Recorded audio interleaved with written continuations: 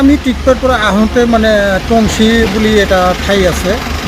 এই টংচি ঠাইখিনিত মানে আমি দেখা পাওঁ ইফালে ইফালে মানুহ গাড়ী বাইক এইবিলাক জমা হৈছে। তাৰপিছত আমি আগত বাইকটো ৰাখিলোঁ, ৰাখি পেলাই দেখিলোঁ হাতী মানে শাল গছত মানে হেলাহেলি কৰি আছে। তাৰপিছত আমি বাইকখন এৰি দৌৰালোঁ, দাউৰি আহিলোঁ। দাউৰি অহাৰ পিছত আমাৰ বাইকখন মানে উঁচা কৰিলে, মানে শ্বুটটো দিয়ে উঁচা কৰিলে। তাৰপিছত হেলমেটটো ভাঙিলে, ভাইজাৰটো ভাঙিলে, টেংকিটো চেপ্টা কৰিলে, গাড়ীৰ আৰু বেক লাইট চেট এইবিলাক ভাঙিলে, ছাইড কভাৰটো ভাঙিলে।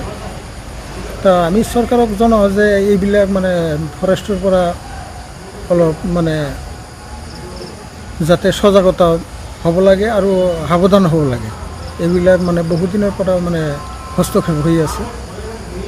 মানুহৰ কোনো ক্ষয়ক্ষতি হৈছে নেকি? মানুহৰ ক্ষয়ক্ষতি হোৱা নাই অৱশ্য। কেইটা হাতী আছিল? এটাই আছে। কোনটো এৰিয়াত আছিল? এই টংচি বুলি নামৰ জেগা, মেইন ৰোড। মানে টিপকেৰ পৰা মহামায়া অহা ৰাস্তা? টিপকেৰ পৰা মহামায়া অহা ৰাস্তাত টংচি বুলি কয়। আপুনি চৰকাৰক কি আহ্বান কৰিব বিচাৰে? আমি এটাই আবেদন কৰোঁ যে যাতে সাৱধান হ'ব লাগে, আমাৰ ফৰেষ্টৰ পৰা এইবিলাক তথ্য যাতে লয়, যাতে সাৱধান হয়, বা